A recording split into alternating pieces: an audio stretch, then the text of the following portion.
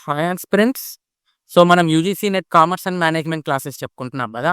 So, ఇప్పటి వరకు మనం కవర్ చేసిన టాపిక్స్‌లో ప్రీవియస్ ఇయర్‌గా ఏ విధమైన బిట్స్ అనేవి అడిగారో మనం ఇప్పుడు చూద్దాం. ఓకేనా? సో, ఫస్ట్ బిట్ చూడండి. Which among the following is correct volume of economy? Correct value of income velocity of petrol consumption from the following information. అంటే ఇక్కడ మిమ్మల్ని ఏమడుగుతున్నాడు అంటే, సో, పెట్రోల్ కన్జంప్షన్ ఎంత? ఓకేనా? సో, ఏమడుగుతున్నాడు? పెట్రోల్ కన్జంప్షన్ అనేది ఎలా ఉంది అని చెప్పైతే మిమ్మల్ని అడుగుతున్నాడనమాట. సో, ఆ సిట్యుయేషన్ ఇచ్చాడు చూడండి. The government announces 10% dearness allowance to its employees. ఓకేనా? సో, 10% డిఏ ఇచ్చింది. గవర్నమెంట్ ఏం చేసింది? 10% డిఏని ఇచ్చిందనమాట. ఓకేనా? As a result average monthly salary of government employees increases from 20,000 to 22,000. అంటే 10% డిఏ ఇవ్వడం వల్ల సాలరీ 20,000 ఉంటే సాలరీ 22,000 అయిందట. అంటే 10% డిఏ ఇవ్వడం వల్ల సాలరీ కూడా ఏమైంది? 10% పెరిగింది. ఓకేనా? సో, 2,000 అయితే 10% పెరిగింది. Following the pay hike, monthly petrol consumption of government employees increased from 150 litres per month to 165 litres per month. ఓకేనా? సో, ఇక్కడ డిఏ పెరగడం వల్ల గవర్నమెంట్ ఎంప్లాయీస్ పెట్రోల్ కన్జంప్షన్ కూడా 150 లీటర్స్ నుంచి 165 లీటర్స్ పెరిగిందంట. అంటే ఎన్ని లీటర్స్ కన్జంప్షన్ పెంచుకున్నారు? 15 లీటర్స్ కన్జంప్షన్ అయితే పెంచుకున్నారనమాట. ఓకేనా? సో, ఎన్ని లీటర్స్ కన్జంప్షన్ పెంచుకున్నారు? 15 లీటర్స్ కన్జంప్షన్ అయితే పెంచుకున్నారు. ఇక్కడ చూడండి మిమ్మల్ని ఏమడుగుతున్నాడు ఇక్కడ? సో, ఇన్కమ్ ఎలాస్టిసిటీ ఎంత అని అడుగుతున్నాడు. ఓకేనా? ఏమడుగుతున్నాడు? సో, ఇన్కమ్ ఎలాస్టిసిటీ ఎంత? ఓకేనా? సో, ఇన్కమ్ ఎలాస్టిసిటీ అంటే ఏం చెప్పుకున్నాము? Percentage change in demand divided by percentage change in income. ఓకేనా? సో, ఇక్కడ చూడండి ఇనీషియల్‌గా 15 లీటర్స్ పెట్రోల్ యూజ్ చేసేవాళ్ళు ఇప్పుడు 165 లీటర్స్ పెట్రోల్ యూజ్ చేస్తున్నారు. అంటే 10% కదా చేంజ్ అయింది. ఎంత పర్సెంట్ చేంజ్ అయింది? 10% చేంజ్ అయింది. డివైడెడ్ బై ఇన్కమ్‌లో చేంజ్ ఎంత చెప్పారు? మీకు క్వెషన్‌లో చెప్పేసున్నారు 10%. ఓకేనా? సో, 10 క్యాన్సిల్ అయితే ఇన్కమ్ ఎలాస్టిసిటీ ఎంత? 1. ఓకేనా? సో, ఫస్ట్ బిట్ ఆన్సర్ ఏంటి? 1. సెకండ్‌ది చూడండి. Which one of the following is correct assumption of law of diminishing returns to variable input. ఓకేనా? సో, చూడండి లా ఆఫ్ డిమినిషింగ్ రిటర్న్స్ అంటే ఏంటి? ఓకేనా? So, law of diminishing returns అంటే ఏంటి? మనం రీసెంట్‌గా కూడా దీని గురించి చెప్పుకున్నాం. లా ఆఫ్ డిమినిషింగ్ రిటర్న్స్ అంటే వేరియబుల్ ప్రపోర్షన్స్. ఓకేనా? సో, వేరియబుల్ ప్రపోర్షన్స్ గురించి కరెక్ట్ అజంప్షన్స్ ఏంటో చెప్పమంటున్నాడనమాట. ఓకేనా? సో, మీరు గాని ప్రీవియస్‌గా అప్‌లోడ్ చేసిన మన క్లాస్ చూస్తే ఈజీగా ఆన్సర్ చెప్పేస్తారు. ఓకేనా? సో, మనం వేరియబుల్ ప్రపోర్షన్స్ చెప్పుకున్నప్పుడు ఏం చెప్పుకున్నాము? ఓన్లీ 1 ఇన్పుట్ మాత్రమే చేంజ్ అవుతుంది. ఓకేనా? Only 1 input or variable. ఇక్కడ చూడండి ఫస్ట్ అజంప్షన్ చూడండి. Labour and capital are the only variable inputs అన్నారు. అంటే ఇక్కడ 2 ఇన్పుట్స్ వేరియబుల్ అవుతుంది. సో, ఫస్ట్ ఆప్షన్ కరెక్ట్ అవుతుందా? కాదు. ఓకేనా? నెక్స్ట్ చూడండి. The units of labour and capital are homogeneous అంట. So, labour units, capital units homogeneous అని చెప్పుకున్నామా? ఇయన్నీ మనం చెప్పుకోలేదు. మనం ఏం చెప్పుకున్నాము? ఓన్లీ 1 యూనిట్ మాత్రమే చేంజ్ అవుతూ ఉంటుంది అని చెప్పుకున్నాం. ఓకేనా? అంతేగాని లేబరు, క్యాపిటల్ సేమ్ ప్రపోర్షన్‌లో ఉండాలి. లేకపోతే లేబరు, క్యాపిటల్ హోమోజీనియస్‌గా ఉండాలి. లేబరు, క్యాపిటల్ హెటెరోజీనియస్‌గా ఉండాలి. ఇవన్నీ మనం డిస్కస్ చేసుకొనున్నామా? ఏం డిస్కస్ చేసుకోలేదు గదా! కాబట్టి సెకండ్ ఆప్షన్ కూడా కా next the state and technology is not given. ఓకేనా? సో, స్టేట్ ఆఫ్ టెక్నాలజీ అనేది ఇవ్వకుండా ఉండాలా? సో, స్టేట్ ఆఫ్ టెక్నాలజీ అనేది ఉండకూడదా? ఉండకూడదని చెప్పుకోలేదు. ఓకేనా? సో, అజంప్షన్స్ చెప్పుకున్నప్పుడు మనం ఏం చెప్పుకున్నాము? టెక్నాలజీ కాన్స్టెంట్‌గా ఉండాలి అని చెప్పుకున్నాం. ఓకేనా? సో, టెక్నాలజీ ఈస్ కాన్స్టెంట్‌గా ఉండాలి అని చెప్పుకున్నాం మనం టెక్నాలజీ. అంతేగాని టెక్నాలజీ ఉండకూడదనో, లేకపోతే ఇంకేదన్నా మనం చెప్పుకున్నామో ఏం చెప్పుకోలేదు. Next input prices are given. ఓకేనా? మేబీ ఇది కరెక్ట్ అజంప్షన్. ఎందుకు? ఇన్పుట్ ప్రైజెస్ ఉన్నప్పుడే కదా మీరు వాల్యుయేట్ చేసేది. ఓకేనా? సో, ఫర్ ఎగ్జాంపుల్ చూడండి all labours are same efficiency అన్నాము. సో, లేబర్ ఎఫిషియన్సీ తెలియాలి అంటే వాళ్ళకి ఎంత మీరు పే చేస్తున్నారనేది కూడా తెలుసుకొనుండాలి గదా! కాబట్టి ఇన్పుట్ ప్రైజెస్ అనేవి మీకు తెలియాలనమాట. ఓకేనా? అంటే ల్యాండ్‌కి మీరు ఎంత రేట్ పే చేస్తున్నారు. ఓకేనా? అదేవిధంగా లేబర్‌కి ఎంత వేజ్ పే చేస్తున్నారు. క్యాపిటల్‌కి ఎంత ఇంట్రెస్ట్ పే చేస్తున్నారు. అదేవిధంగా అదేవిధంగా ఆర్గనైజరు ఆర్గనైజరు ఎంత ప్రాఫిట్ ఎర్న్ చేస్తున్నాడు, ఇవన్నీ కూడా మీకు తెలిసుండాలన్నమాట. ఇవి తెలిసినప్పుడు ఓన్లీ 1 ప్రపోర్షన్‌ని ఇంక్రీజ్ చేసుకుంటూ ఉంటే ఓకేనా. సో, ప్రొడక్షన్ ఏమవుతుంది అనైతే మీరు వాల్యుయేట్ చేస్తారనమాట. కాబట్టి దీనికి ఆన్సర్ ఏంటి అంటే ఇన్‌పుట్ ప్రైజెస్ ఆర్ గివెన్. ఓకేనా. నెక్స్ట్ చూడండి. Compute the after tax cost of capital. ఈ కాస్ట్ ఆఫ్ క్యాపిటల్‌కి సంబంధించిన question of a company in case of perpetual bond. ఓకేనా. సో, పర్పెచువల్ బాండ్ అంటే ఏంటి? బాండ్ అన్నాడు కాబట్టి డెట్ క్యాపిటల్. ఓకేనా. So, irredeemable debt capital. Irredeemable debt. ఓకేనా. ఫార్ములా ఏంటి ఇర్రిడీమబుల్ డెట్‌కి? I into 1 - t divided by SP. ఓకేనా. సో, పర్పెచువల్ బాండ్ అన్నారు. పర్పెచువల్ బాండ్ అంటే ఏంటి? ఏం చెప్పుకున్నాం మనం? ఇర్రిడీమబుల్ డెట్ అని చెప్పుకున్నాం కదా. ఫేస్ వాల్యూ ఎంత ఇచ్చారు? 100 ఇచ్చారు. Is sold as well as redeemed at పార్. ఓకేనా. సో, సేల్ చేశారట. సో, రిడెంప్షన్ కూడా పార్ వాల్యూకే అంటున్నారట. ఇక్కడ మీరు గుర్తుపెట్టుకోవాల్సింది ఏంటంటే మీకు ఇక్కడ క్లియర్‌గా పర్పెచువల్ బాండ్ అని ఇచ్చారు. ఓకేనా. సో, పర్పెచువల్ బాండ్ అంటే మీనింగ్ ఏంటి? ఎప్పటికి రీపేమెంట్ చేస్తామో తెలీదు. ఓకేనా. పర్పెచువల్ బాండ్ అంటే మీనింగ్ ఏంటి? రీపేమెంట్ ఎప్పుడో తెలీదు. బట్ ఒకవేళ రీపేమెంట్ గాని ఇస్తే ఆ రీపేమెంట్ వాల్యూ ఎంతంట? పార్ వాల్యూ అంట. ఓకేనా. సో, మనం ఇక్కడ 100కి ఇష్యూ చేసాం కాబట్టి రీపేమెంట్ కూడా 100. ఓకేనా. Having coupon rate of interest being 7%. ఓకేనా. సో, ఇంట్రెస్ట్ రేట్ అంతా 7%. ఓకేనా. And corporate tax is 30%. So, tax rate ఎంత? 30%. ఇప్పుడు మీరేం ఫైండ్ అవుట్ చేయాలి? Cost of debt find out చేయాలి. ఓకేనా. So, cost of debt. Interest rate ఎంత? 7%. ఓకేనా. 1 - ట్యాక్స్ రేట్. ఓకేనా. ట్యాక్స్ రేట్ ఎంత ఇచ్చారు? 0.3 ఇచ్చారు. Divided by sale proceedings. ఓకేనా. So, sale proceeding 100. సో, దీన్ని గాని మీరు పర్సెంటేజ్‌లో కన్వర్ట్ చేసుకున్నారనుకోండి ఇంటూ 100 పెట్టుకోండి. ఓకేనా. So, 100 cancel. 1 - 0.7 ఎంత? 0.3 ఎంత? 0.7 వస్తుంది. So, 7 into 0.7 4.9%. ఓకేనా. ఓకేనా. అర్థమైందా? ఇక్కడ ఏమన్నాడు? ఇక్కడ కన్‌ఫ్యూజ్ అవ్వడానికి అవకాశం ఏంటి అంటే పర్పెచువల్ అన్నాడు అండ్ రిడెంప్షన్ అన్నాడు ఏంటి అని. ఓకేనా. ఇక్కడ మీకు పర్పెచువల్ అన్నాడు అంటే రీపేమెంట్ ఎప్పుడు జరుగుతుందో మీకు తెలీదని. ఓకేనా. సో, పర్పెచువల్ అన్నాడు అంటే రీపేమెంట్ ఎప్పుడు జరుగుతుందో తెలీదని. రీపేమెంట్ ఎప్పుడు జరుగుతుందో మీకు తెలియకపోతే మీరేం చేస్తారు? ఇర్రిడీమబుల్ డెట్ ఫార్ములాని యూజ్ చేసేసుకుంటారనమాట. ఓకేనా. సో, మీకు ఇక్కడ పర్సెంటేజ్‌లో ఇచ్చారు కాబట్టి మీరు ఇంటూ 100 తీసుకున్నారు. అంతేగాని ఇదేం లేదు సార్ ఫార్ములాలో ఇది చెప్పలేదు కదా అని అనుకుంటారు. బట్ పర్సెంటేజ్‌లో కన్వర్ట్ చేయాలి అంటే మీరేం చేస్తారు? జనరల్‌గా ఇంటూ 100 తీసుకుంటారు కదా. సో, అందుకని ఇంటూ 100 తీసుకున్నారు. సో, సేల్ ప్రొసీడింగ్స్ ఎలాగో మీకు 100 ఉన్నాయన్నమాట. ఓకేనా. నెట్ సేల్ ప్రొసీడింగ్స్ ఎలాగో మీకు 100 ఉన్నాయి. ఓకేనా. If there is floating cost. ఒకవేళ గాని ఫ్లోటింగ్ కాస్ట్ ఉంటే ఓకేనా. So, if floating cost exist ఏం చేయాలి? ఆ ఫ్లోటింగ్ కాస్ట్ మీరు సేల్ ప్రొసీడింగ్స్ నుంచి తీసేసేయాలన్నమాట. ఫర్ ఎగ్జాంపుల్ 5% ఫ్లోటింగ్ కాస్ట్ ఉందనుకోండి. సో, మీరేం చేయాలి? 100 ఇంటూ మీకు 100లో 5% ఫ్లోటింగ్ కాస్ట్‌కి వెళ్ళిపోతే ఎంత వస్తుంది? సేల్ ప్రొసీడింగ్స్ 95% కదా. అంటే 95 రూపీస్ మాత్రమే మీకు వస్తాయన్నమాట. సో, ఒకవేళ ఫ్లోటింగ్ కాస్ట్ గాని ఇస్తే మీరు ఫ్లోటింగ్ కాస్ట్‌ని అయితే ఖచ్చితంగా కన్సిడర్ చేయాల్సి వస్తుందన్నమాట. ఓకేనా. నెక్స్ట్ బిట్ చూడండి. For the purpose of taking capital budgeting decision in respect of a company in India. So, capital budgeting decision తీసుకునేటప్పుడు ఓకేనా. సో, ఒక ఇండియన్ కంపెనీకి సంబంధించి క్యాపిటల్ బడ్జెటింగ్ డెసిషన్ తీసుకునేటప్పుడు following are taken into consideration in computing cash flows in terminal year of project. ఓకేనా. So, terminal year of ప్రాజెక్ట్‌లో ఓకేనా మీరు ఏ క్యాష్ ఫ్లోస్‌ని తీసుకుంటారు? ఓకేనా. జనరల్‌గా టెర్మినల్ అంటే ఏంటి? లాస్ట్ ఇయర్ ఆఫ్ ప్రాజెక్ట్‌లో. సో, లాస్ట్ ఇయర్ ఆఫ్ ప్రాజెక్ట్‌లో మీరు వేటిని కన్సిడర్ చేస్తారు? ఓకేనా. వేటిని కన్సిడర్ చేస్తారు? ఆబ్వియస్‌గా ఓకేనా నెట్ వర్కింగ్ క్యాపిటల్‌ని అయితే కన్సిడర్ చేస్తారు. నెట్ వర్కింగ్ క్యాపిటల్ అయితే కన్సిడర్ చేస్తారనమాట. సో, చూడండి. Tax loss on short term capital gain. ఓకేనా. So, short term capital gains వచ్చాయి. దానివల్ల ఏమన్నా టాక్స్ లాస్ గాని వస్తే ఓకేనా. సో, దాన్ని మీరు కన్సిడర్ చేస్తారా? చేయరా? ఆబ్వియస్‌గా చేయాలన్నమాట.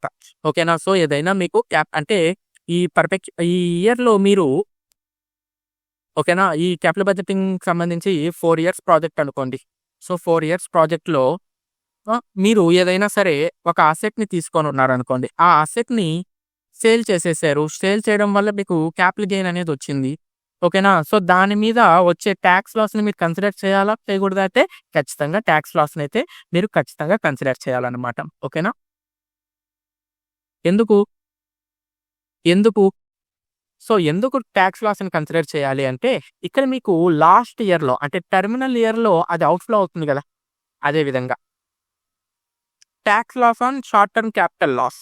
ఓకేనా? So, short term capital loss మీద మీరేమన్నా టాక్స్ లాస్‌ని కన్సిడర్ చేయాలంటే అవసరం లేదు. ఓన్లీ గెయిన్ మీద టాక్స్ లాస్‌ని కన్సిడర్ చేస్తే చాలు. ఓకేనా? నెక్స్ట్ చూడండి, నెట్ వర్కింగ్ క్యాపిటల్ ఏదో విధంగా మీరు కన్సిడర్ చేయాల్సిందేను. అదే విధంగా షార్ట్ టర్మ్ క్యాపిటల్ లాస్ మీద టాక్స్ సేవింగ్‌ని కన్సిడర్ చేయాలా? ఖచ్చితంగా చేయాలి. It's like depreciation. It's like depreciation. ఓకేనా? Tax saving on short term capital gain దీన్ని మీరు కన్సిడర్ చేయరు. ఓకేనా? సో, ఏమేం కన్సిడర్ చేస్తారు? Option A, option C and option D. ఓకేనా? ఈ మూడిటిని మీరు టెర్మినల్ క్యాష్ ఫ్లోస్‌గా అయితే కన్సిడర్ చేస్తారన్నమాట. నెక్స్ట్ చూడండి.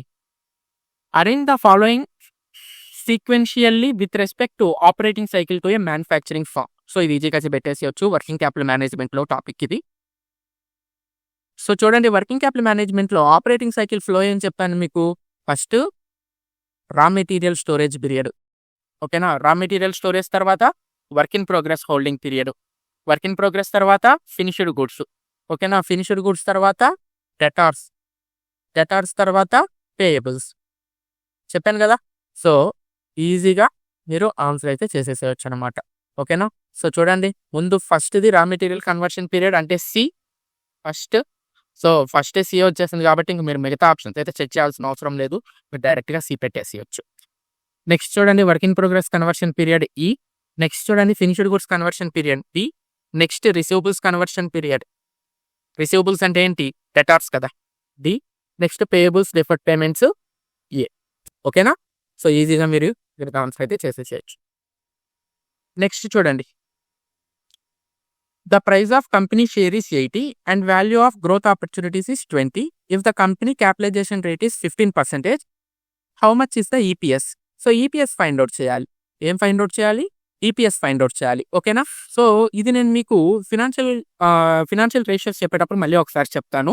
ఇక్కడ ఈపీఎస్‌కి మీరు సింపుల్‌గా ఏ ఫార్ములాని అప్లై చేస్తుంటారు అంటే, ఓకేనా? So, market price of the share minus growth rate into capitalisation rate.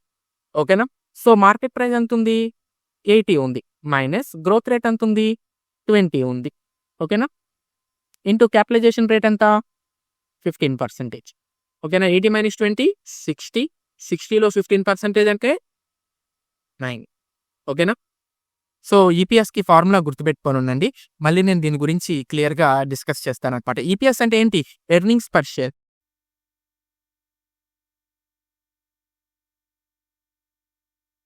So, మనం PE ratio, dividend payout ratio చెప్పుకునేటప్పుడు ఈపీఎస్ గురించి కూడా ఒకసారి డిస్కస్ చేసుకోనున్నాము. బట్ క్లియర్‌గా అయితే మనం ఇంకా డిస్కస్ చేసుకోలేదు. ఆ టాపిక్ వచ్చినాక నేను ఈపీఎస్ గురించి మీకు క్లియర్ కట్‌గా చెప్తాననమాట.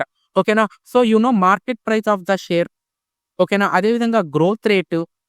ఓకేనా? వీటి గురించి మీకు ముందుగానే తెలుసు. గ్రోత్ రేట్ అంటే ఏంటి? గ్రోత్ రేట్ అంటే ఏంటి? How much of improvement portion are arrived in the equity share. ఓకేనా? నెక్స్ట్ చూడండి.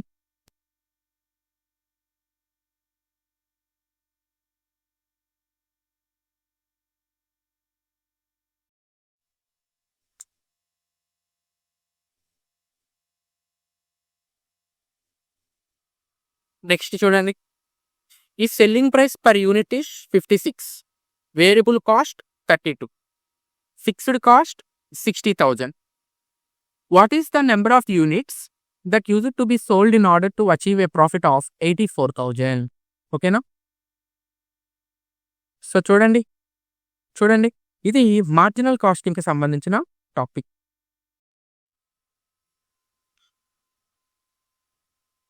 సో, మార్జినల్ కాస్టింగ్‌కి సంబంధించిన టాపిక్. దేని formula? Desired profit in units. Desired profit in units. ఈ ఫార్ములాని మీరు సబ్స్టిట్యూట్ చేస్తే మీకు ఆన్సర్ వచ్చేసింది. ఫార్ములా ఏంటి? Fixed cost plus desired profit divided by contribution per unit. ఓకేనా? సో, ఇక్కడ ఫిక్స్డ్ కాస్ట్ ఎంత ఇచ్చారు? 60,000 ఇచ్చారు. డిజైర్డ్ ప్రాఫిట్ ఎంత ఇచ్చారు? 84,000 ఇచ్చారు. Divided by contribution per unit. So contribution formula ఏంటి? సేల్స్ మైనస్ వేరియబుల్ కాస్ట్ కదా. సో సెల్లింగ్ ప్రైస్ ఎంత ఉంది? 56 ఉంది. వేరియబుల్ కాస్ట్ ఎంత ఉంది? 32 ఉంది. 56 మైనస్ 32, ఓకేనా. సో 56 మైనస్ 32 ఎంత? 24. సో 24, ఓకేనా. 1,44,000 డివైడెడ్ బై 24. 1,44,000 డివైడెడ్ బై 24, ఓకేనా. సో ఏమవుతుంది? 6,000 యూనిట్స్. 6,000 యూనిట్స్, ఓకేనా. సో 24 1s, 24 6s, ఓకేనా. సో 6,000 యూనిట్స్ మీకు డిజైర్ అంటే మీకు 84,000 ప్రాఫిట్ రావాలి అంటే మీరు ఏం చేయాలి? 6,000 యూనిట్స్ని అయితే మీరు సేల్ చేయాలన్నమాట, ఓకేనా.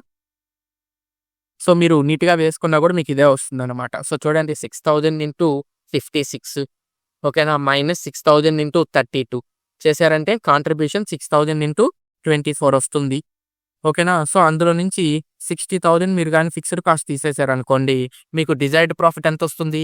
84,000 వస్తుంది. అంటే మీరు 84,000 సంపాదించుకోవాలి, ప్రాఫిట్ రావాలి అంటే మీరు 6,000 యూనిట్స్ని సేల్ చేయాల్సి వస్తుంది అనమాట, ఓకేనా. So as per this situation,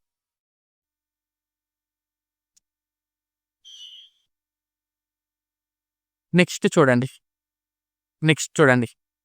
match the following ఇచ్చున్నాడు. సో మ్యాచ్ ద ఫాలోయింగ్ ఇచ్చున్నాడు. చూడండి, ముందుగా profitability index, ARR, IRR, MIRR. So మీకు ముందుగా ఎంఐఆర్ఆర్ అనగానే రీఇన్వెస్ట్మెంట్ రేట్ గుర్తు రావాలి. ఏం గుర్తు రావాలి? రీఇన్వెస్ట్మెంట్ రేట్ గుర్తు రావాలి. ప్రాఫిటబిలిటీ ఇండెక్స్ ఎప్పుడు కూడా రేషియోనే, ఓకేనా. So ratio between present value of cash inflows and present value of cash outflows, ఓకేనా. సో ఐఆర్ఆర్ అంటే ఏంటి? ఓకేనా. సో ఐఆర్ఆర్ అంటే rate equates the present value of cash inflows and outflows, ఓకేనా. సో ఐఆర్ఆర్ అనగానే మీకు present value of cash inflows is equal to present value of cash outflows గుర్తు రావాలి. నెక్స్ట్ ఏఆర్ఆర్, ఓకేనా, accounting rate of return. So మీకు ఎంత return వస్తుంది without time period, without time component మీకు ఎంత రిటర్న్ వస్తుంది, ఓకేనా. So average profit divided by average investment, ఓకేనా. సో ఇవి గుర్తొచ్చేసాయంటే మీరు ఆప్షన్ ఈజీగా పెట్టేసేయచ్చు. ఫస్ట్ చూడండి ప్రాఫిటబిలిటీ ఇండెక్స్, ఓకేనా. సో ప్రాఫిటబిలిటీ ఇండెక్స్ ఎక్కడిచ్చున్నారు? Ratio of the present value of cash inflows at the required rate of return to the initial cash outflows of the investment. Initial cash outflows అన్న present value of cash outflows అన్న ఒకటే కదా. So profitability ఇండెక్స్కి ఏంటి? 4, ఓకేనా. ఏకి 4 ఏ option ఉంది? Option 1 ఉంది కాబట్టి ఆబ్వియస్లీ అయితే కరెక్ట్ అయిపోతుంది, ఓకేనా. సో కావాల్సింటే ఇంకోటి చెక్ చేసుకోండి, బి ఏఆర్ఆర్, ఓకేనా. ఏఆర్ఆర్ అంటే ఏంటి? Rate is the computed by dividing average profit after tax with the average investment. So average profit by average investment. సికి చూడండి ఐఆర్ఆర్, ఓకేనా. Rate that equates the investment outlay with the present value of cash inflows is received after 1 period. So ఒక period తర్వాత present value of cash ఇన్ఫ్లోస్ని ఇన్వెస్ట్మెంట్కి ఈక్వల్గా చేస్తుంది అనమాట. ఎంఐఆర్ఆర్, ఓకేనా. So reinvestment rate different than the project IRR, ఓకేనా. So answer ఏంటి? ఆప్షన్ 1. నెక్స్ట్ చూడండి, which of the following cost value price trio a manufacturer would like to see, ఓకేనా. సో ఇక్కడ చూడండి, కాస్ట్ వాల్యూ ప్రైస్, ఓకేనా. తెలుగులో ఏంటంటే కాస్ట్ అంటే వెల, ఓకేనా. వాల్యూ అంటే విలువ, ప్రైస్ అంటే ధర, ఓకేనా. సో ఇప్పుడు చూడండి, ఎప్పుడైనా సరే మ్యానుఫ్యాక్చరర్ ఏమనుకుంటాడు అంటే ఎంత వాల్యూ ఉందో అంత ప్రైస్ కావాలి అని అనుకుంటాడు. ఎంత వాల్యూ ఉందో అంత ప్రైస్ కావాలి అని అనుకుంటాడు అనమాట, ఓకేనా. ఎందుకని ఫర్ ఎగ్జాంపుల్ చూడండి, ఒక హీరోని ఎగ్జాంపుల్గా తీసుకుందాం. సో ఒక హీరో 5 crores రెమ్యూనరేషన్ తీసుకుంటున్నాడు. అనుకోండి, ఓకేనా? సో, అతని మూవీ ఒక 25 క్రోర్స్ కలెక్ట్ చేస్తుంది అనుకుందాం. సో, 5 క్రోర్స్ రెమ్యునరేషన్ తీసుకుంటున్నాడు. 25 క్రోర్స్ కలెక్ట్ చేసింది అనుకుందాం ఫస్ట్ మూవీ. ఇంకో మూవీకొచ్చేటప్పటికి 10 క్రోర్స్ రెమ్యునరేషన్ తీసుకుంటున్నాడు. 50 క్రోర్స్ కలెక్ట్ చేసింది. అంటే ఇది కలెక్షన్. ఏంటిది? కలెక్షన్. 50 క్రోర్స్ కలెక్ట్ చేస్తుందనమాట. సో, ఇప్పుడు చూడండి ఇక్కడ వాల్యూ ఏంటి? ఇక్కడ వాల్యూ ఏంటి? ఇతను తీసుకుంటున్న రెమ్యునరేషన్. ఓకేనా? 5 క్రోర్స్ తీసుకుంటే 25 క్రోర్స్ ఇస్తున్నాడు. 10 క్రోర్స్ తీసుకుంటే 50 క్రోర్స్ ఇస్తున్నాడు. సో, ఇది వాల్యూ అనమాట. ఓకేనా? సో, హీరో ఎప్పుడు కూడా ఆయనకి ఎంత వాల్యూ ఉందో అంత రెమ్యునరేషన్ తీసుకోవాలనుకుంటున్నాడు. సో, ప్రైస్ కూడా ఇంతే ఉండాలనుకుంటున్నాడు. ఓకేనా? సో, అందుకని మ్యానుఫ్యాక్చరర్ ఎప్పుడు కూడా value is equal to price అవ్వాలంటాడనమాట. ఈ వాల్యూలో చాలా కాంపోనెంట్స్ ఉంటాయి. గుడ్ విల్ ఉంటుంది. ఓకేనా? ఇంకా ఇంటాంజిబుల్ రిలేషన్స్ ఉంటాయి. అవన్నీ కూడా అతనేం చేస్తాడు? ప్రైస్‌లో కలిపేస్తాడనమాట. ఓకేనా? సో, యాపిల్ ఫోన్‌కి అంత రేట్ ఎందుకుంటుంది అంటే దానికుండే గుడ్ విల్. ఓకేనా? సో, దాన్ని కూడా ఏం చేస్తాడు? వాల్యూలో కలిపేస్తాడు. అందుకని value is equal to price అవ్వాలనుకుంటాడు. ఓకేనా? So, price always greater than cost. Price always greater than cost. Price అనేది ఎప్పుడు కూడా కాస్ట్ అంతే ఉండాలి. ఓకేనా? సో, వాల్యూ కంటే ప్రైస్ తక్కువకొచ్చిందనుకోండి. ఓకేనా? వాల్యూ కంటే ప్రైస్ తక్కువకొచ్చిందనుకోండి. హెవీగా డిమాండ్ అయిపోతుంది. ఓకేనా? సో, అందుకని మ్యానుఫ్యాక్చరర్ ఎప్పుడు కూడా ఏం చూస్తాడు అంటే value is equal to price greater than cost అని చూస్తాడనమాట. ఓకేనా? Or price is equal to value greater than cost అని చూస్తాడు. ఓకేనా? నెక్స్ట్ చూడండి. రిస్క్‌కి సంబంధించిన concept systematic risk. Systematic risk అంటే మనం డైవర్సిఫై చేయలేం. ఓకేనా? సో, మనతో పాటు మన ఇండస్ట్రీ మొత్తం కూడా రిస్క్‌ని ఫేస్ చేస్తుంది. ఓకేనా? బీటా. బీటా అంటే ఏంటి? రిస్క్‌ని మెజర్ చేసేదనమాట. Sensitivity coefficient. Risk free return. ఓకేనా? So, risk free return just టైమ్‌ని మాత్రమే కాంపెన్సేట్ చేస్తుంది. Unsystematic risk. ఓకేనా? ఓన్లీ మన ఇండస్ట్రీ మాత్రమే ఇబ్బంది పడుతుందన్నమాట. ఓకేనా? సో, చూడండి సిస్టమాటిక్ రిస్క్. ఓకేనా? సిస్టమాటిక్ రిస్క్ ఏంటి? Increase in corporate tax rate. So, corporate tax rate పెరిగితే మొత్తం ఎంటైర్ ఇండస్ట్రీ దెబ్బతింటుంది కదా! కాబట్టి ఏకి 2. ఓకేనా? ఏకి 2 ఏ ఆప్షన్ ఉంది? ఫోర్త్ ఆప్షన్ ఉంది. సో, అదే ఆన్సర్ అయిపోతుంది. బీటా అంటే sensitivity coefficient. Risk free rate. Risk free rate అంటే ఏంటి? Compensation per time. అంటే ఇక్కడ రిస్క్ ఫ్రీ రేట్‌లో మీరు జస్ట్ అంత సమయం అక్కడ ఇన్వెస్ట్ చేసినందుకు మీకు ఆ మాత్రం రిటర్న్ వస్తుందన్నమాట. ఓకేనా? ఫర్ ఎగ్జాంపుల్ గవర్నమెంట్ బాండ్స్‌లో మీరు 10,000 ఇన్వెస్ట్ చేశారనుకోండి. ఒక 10 ఇయర్స్ తర్వాత అదొక 22,000 అయ్యిందనుకోండి. 10 ఇయర్స్ తర్వాత అదొక 22,000 అయింది. అంటే ఎంత పెరిగింది ఓన్లీ? 12,000 మాత్రమే పెరిగింది. 12,000 మాత్రమే పెరిగింది. అలా కాకుండా ఈ 10,000ని మీరు ఎవరికన్నా లోన్‌గా ఇచ్చారు. లేకపోతే షేర్స్‌లో ఇన్వెస్ట్ చేశారనుకోండి. ఏం జరుగుతుంది? ఈ 12,000 కంటే మీకు ఎక్స్‌ట్రా వచ్చే అవకాశం ఉంది గదా! అవునా? కాదా? కాకపోతే ఇక్కడ మీరు రిస్క్ ఫ్రీ ఉండాలనుకుంటున్నారు. సో, రిస్క్ ఫ్రీ ఉండాలనుకుంటున్నారు కాబట్టి మీకు ఓన్లీ టైమ్ బీయింగ్ కలిసొస్తే ఓకేనా? ఇక్కడ ఇంకే కాంపోనెంట్స్ కూడా అవసరం లేదు. Next unsystematic risk. So, unsystematic risk అంటే ఏంటి? ఆబ్వియస్‌గా మన ఇండస్ట్రీ ఒక్కటే ఫీల్ అయ్యేదనమాట. సో, మన ఫార్మ్ ఒక్కటే లేకపోతే మన టైప్ ఆఫ్ ఇండస్ట్రీ ఒక్కటే ఫేస్ చేసే రిస్క్ అనమాట. ఓకేనా? సో, ఏంటది? Competitors enters the market. So, ఎవరన్నా ఒక కాంపిటీటర్ మన మార్కెట్‌లోకి ఎంటర్ అయ్యారనుకోండి మనకి మాత్రమే రిస్క్. ఎంటైర్ మార్కెట్‌కి అయితే రిస్క్ ఉండదనమాట. ఓకేనా? నెక్స్ట్ చూడండి. Current ratio of the company is 2:1. Current ratio వచ్చి 2:1 ఉందంట. So, current ratio that is equal to current assets by current liabilities ఎంతుందంట? 2:1 ఉందట. 2/1 అంటే 2 పార్ట్స్ కరెంట్ అసెట్స్ ఉంటే 1 పార్ట్ కరెంట్ లయబిలిటీ ఉంది. ఓకేనా? Which of the following suggestion would improve the current ratio? ఏం చేస్తే కరెంట్ రేషియో పెరుగుతుంది, ఇంప్రూవ్ అవుతుంది? ఓకేనా? సో, చూడండి purchase of stock for cash. ఓకేనా? మీరు స్టాక్‌ని కొంటున్నారు ఫర్ క్యాష్. ఇక్కడ చూడండి stock current asset, cash current asset. మీరు క్యాష్‌కి గాని స్టాక్‌ని కొన్నారనుకోండి ఏమవుతుంది? ఏమన్నా చేంజ్ ఉంటుందా కరెంట్ అసెట్‌లో? ఏం చేంజ్ ఉండదు. ఓకేనా? ఈ క్యాష్ కాస్త స్టాక్‌గా మారుతుంది అంతే. ఇంకేం జరగదు. సో, దీనివల్ల మీకు కరెంట్ రేషియో అయితే పెరగదు. Next cash collection from debtors. Debtors దగ్గర నుంచి క్యాష్ కలెక్ట్ చేసుకుంటున్నారు. ఇక్కడ చూడండి డెటార్స్ తగ్గుతారు, క్యాష్ పెరుగుతుంది. డెటార్స్ తగ్గుతారు, క్యాష్ పెరుగుతుంది. అంతే, అంతకు మించి ఏమన్నా కరెంట్ అసెట్స్‌లో చేంజ్ ఉంటుందా? ఏం చేంజ్ ఉండదు. ఓకేనా? సో ఇది కూడా కాదు. నెక్స్ట్ చూడండి పర్చేజ్ ఆఫ్ ఫిక్స్డ్ అసెట్. ఇది అసలు మనకు అవసరమే లేదు. ఓకేనా? నెక్స్ట్ పే ఏ కరెంట్ లయబిలిటీ. ఓకేనా? మీరు గాని కరెంట్ లయబిలిటీ పే చేసేసారు అనుకోండి. ఓకేనా? కరెంట్ లయబిలిటీ పే చేసేస్తే ఏమవుతుంది? క్రెడిటార్స్ తగ్గిపోతారు కదా! సో క్రెడిటార్స్ తగ్గిపోయారు అంటే ఆబ్వియస్‌గా మీ కరెంట్ లయబిలిటీస్ కూడా తగ్గిపోతాయి. సో కరెంట్ లయబిలిటీస్ తగ్గిపోయాయి అంటే మీకు కరెంట్ రేషియో అనేది పెరుగుతుంది. ఓకేనా?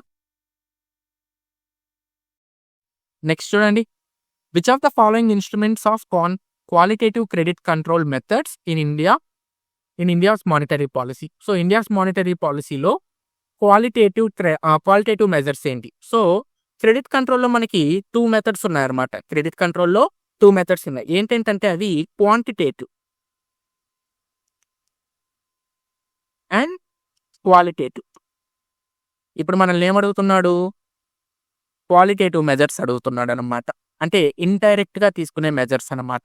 ఓకేనా? For example moral suasion. ఓకేనా? అంటే ఆర్‌బీఐ డైరెక్ట్ క్యాష్‌తో కొట్టదిక్కడ. ఓకేనా? ఇండైరెక్ట్‌గా చేస్తుంది. ఇండైరెక్ట్‌గా క్రెడిట్ కంట్రోల్ చేస్తుంది. ఓకేనా? సో క్వాంటిటేటివ్‌లో చూడండి ఏమేమి వస్తాయి మీకు? సీఆర్ఆర్ వస్తుంది, ఎస్ఎల్ఆర్ వస్తుంది, బ్యాంక్ రేట్ వస్తుంది. అవునా కదా? సీఆర్ఆర్ అంటే ఏంటి? Cash reserve ratio. అంటే ఏంటి? కమర్షియల్ బ్యాంక్స్ ఆర్‌బీఐ దగ్గర మెయింటైన్ చేయాల్సిన రేషియో. ఎస్ఎల్ఆర్ అంటే ఏంటి? Statutory liquidity ratio. అంటే ఏంటి? కమర్షియల్ బ్యాంక్స్ ఆ బ్యాంకుల్లోనే మెయింటైన్ చేయాల్సిన లిక్విడిటీ. Bank rate. ఓకేనా? Bank rate is nothing but interest rate అనుకోండి. సో ఇవన్నీ కూడా డైరెక్ట్‌గా క్యాష్‌తో ఇన్వాల్వ్ అయ్యి ఉంటాయన్నమాట. ఓకేనా? క్వాలిటేటివ్‌కి వచ్చేటప్పటికి ఏముంటుందంటే consumer credit regulation, credit rationing. ఓకేనా? అదే విధంగా మోరల్ సువేషను ఇవన్నీ కూడా అనమాట. అంటే ఇవన్నీ కూడా ఇండైరెక్ట్‌గా క్రెడిట్ కంట్రోల్ అయితే చేస్తాయన్నమాట. ఓకేనా? సో ఇక్కడ చూడండి క్యాష్ రిజర్వ్ రేషియో కాదు, consumer credit regulations, alternative margin requirements, statutory liquid ratio కాదు, differential rate of interest. Differential rate of interest అంటే ప్రిఫరెన్షియల్ సెక్టర్ ఏదైతే ఉందో దానికి తక్కువ రేట్‌కి ఇవ్వడము, రిమైనింగ్ సెక్టార్స్‌కి ఎక్కువ రేట్ ఆఫ్ ఇంట్రెస్ట్‌కి ఇవ్వడం. సో ఈ విధంగా చేయడం వల్ల ఏం జరుగుతుంది అంటే మనకి క్రెడిట్ కంట్రోల్ అనేది క్వాలిటేటివ్ మెథడ్‌లో జరుగుతుందన్నమాట. సో ఇక్కడ ఏమేమి వస్తుంది మనకి? బి, సి అండ్ ఈ. ఓకేనా? సో ఈ బిట్స్ అనేవి మనం ఇప్పటిదాకా చెప్పుకున్న కాన్సెప్ట్స్ నుంచి అయితే లాస్ట్ అటెంప్ట్‌లో మనకి వచ్చాయన్నమాట. ఓకేనా? సో ఇప్పటిదాకా మనం 15 బిట్స్‌నైతే కవర్ చేసుకొని ఉన్నామన్నమాట. సో మీరు గాని కంప్లీట్ క్లాసెస్ గాని మీరు ఫాలో అవుతూ ఉంటే ఈ 15 బిట్స్ ఈజీగా మీరు స్కోర్ చేసేసుకోవచ్చు. ఓకేనా?